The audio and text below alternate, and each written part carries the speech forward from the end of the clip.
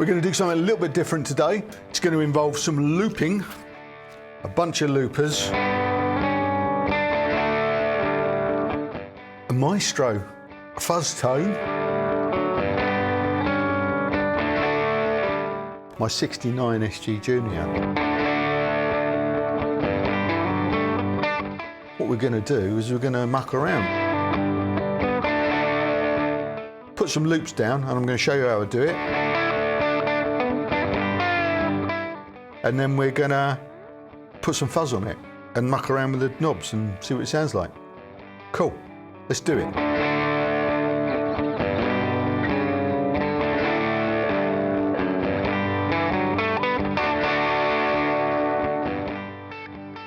Hi everyone, thanks for joining us today. You're very welcome, as always. It's good to see you. So I'm gonna muck around a little bit today, to be honest with you.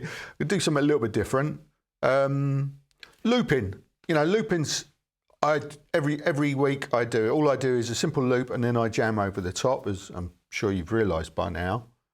So you know, there's no high-tech stuff going on here. What you hear is all through the amp.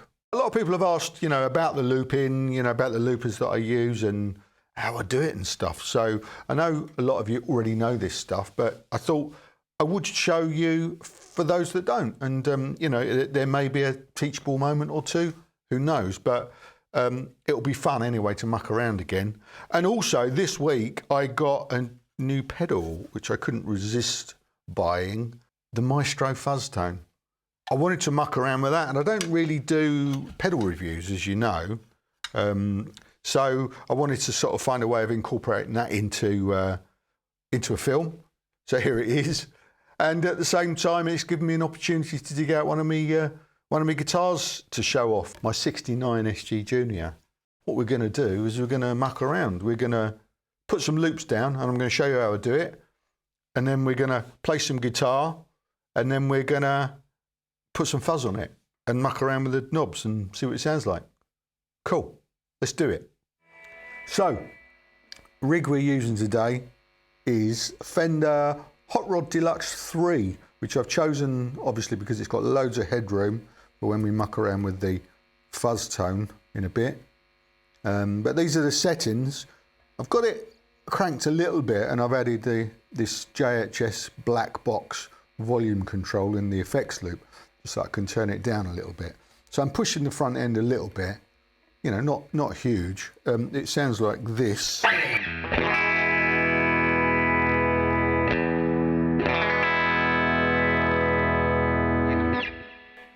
I've also got a TC Spark booster on the board here to give it a lot more push at the front, like this.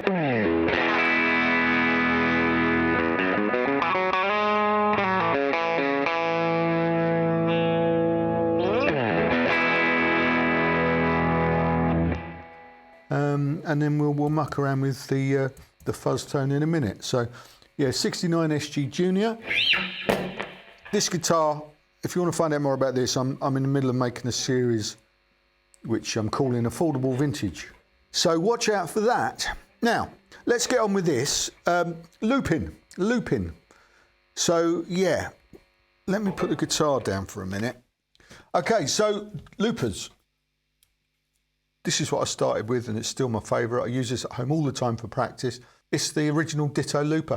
All it does is 5 minutes of loop, but that's more than enough for you to just put down some chords to jam over on your own.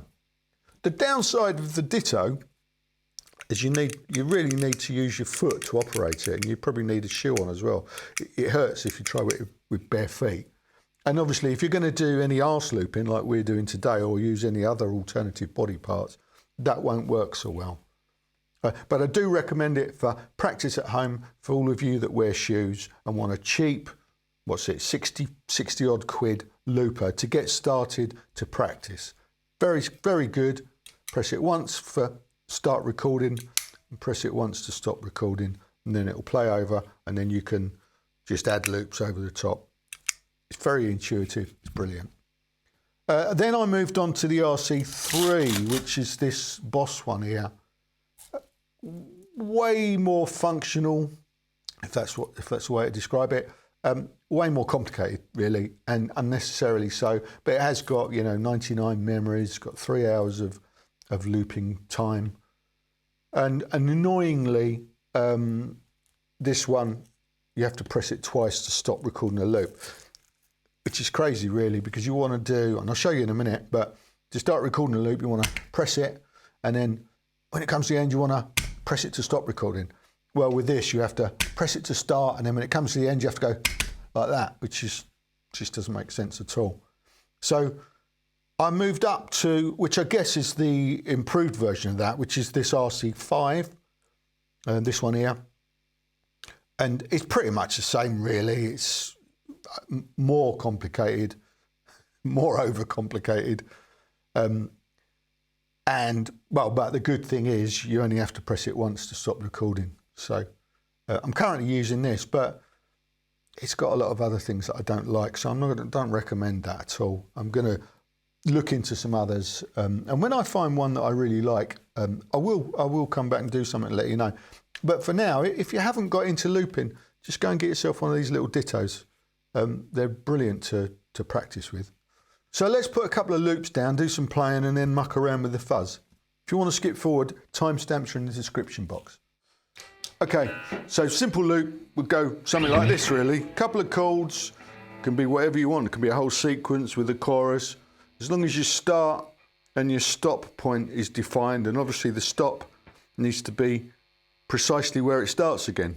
That's all there is to it, really. So it's just a matter of timing, keeping your time. Couple of chords. This morning I was thinking of this. I don't know what it is.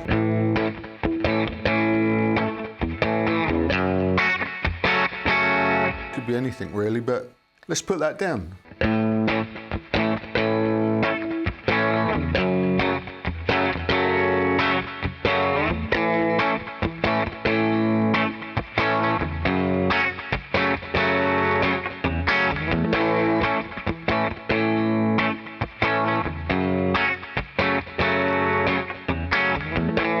There you go. That's all there is to it. And then you can noodle over the top. Find your key.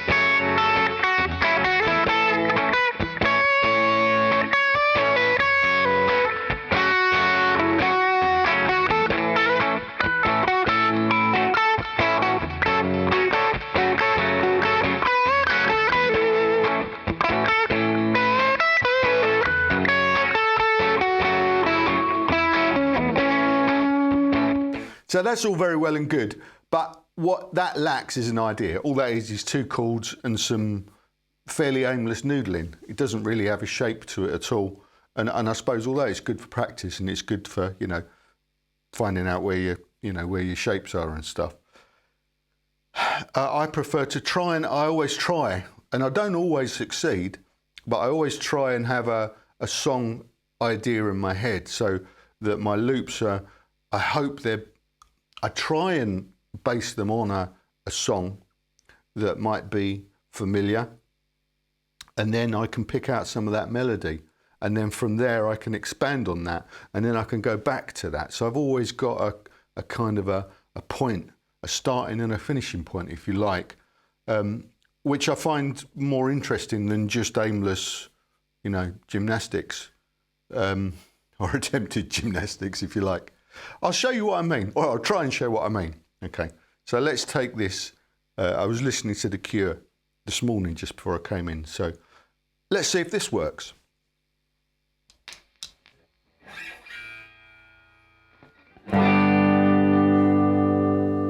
Again, it's just two chords.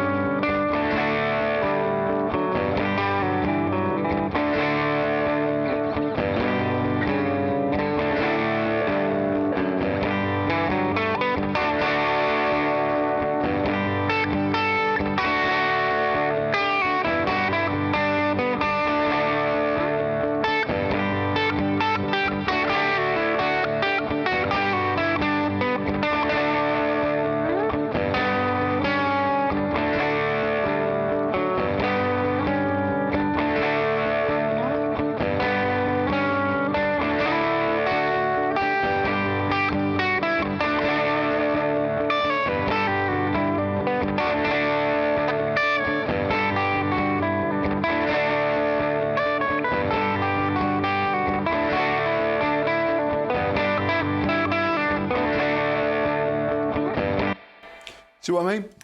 So let's just muck around with the Maestro.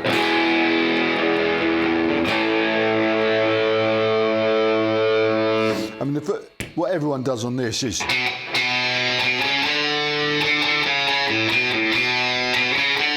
But I'm not going to do that. It's two real, quite distinct, different voices. It's nice, I like it. Modern. Classic.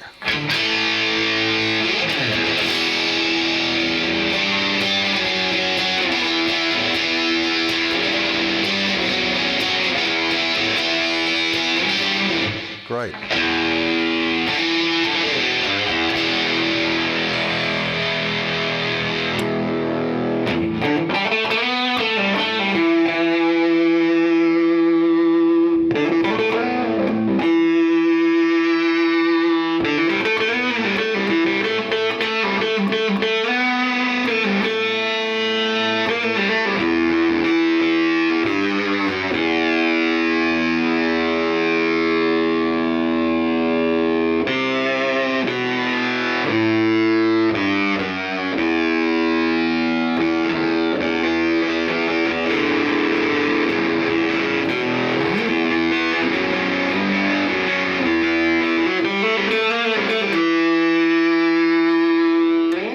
That was a noise, wasn't it? That was a racket. So that's looping, basically. You can just make a lot of noise, basically. You can put down whatever you feel like, whenever you feel like it, whenever inspiration takes you, or you're looking for inspiration.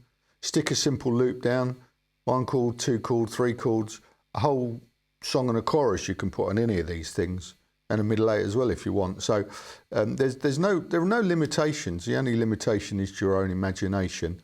Just getting the timing right, getting the start and the stop points right. Once you've got that, you're away, and you can just muck around and play as many bum notes as you want. It doesn't matter.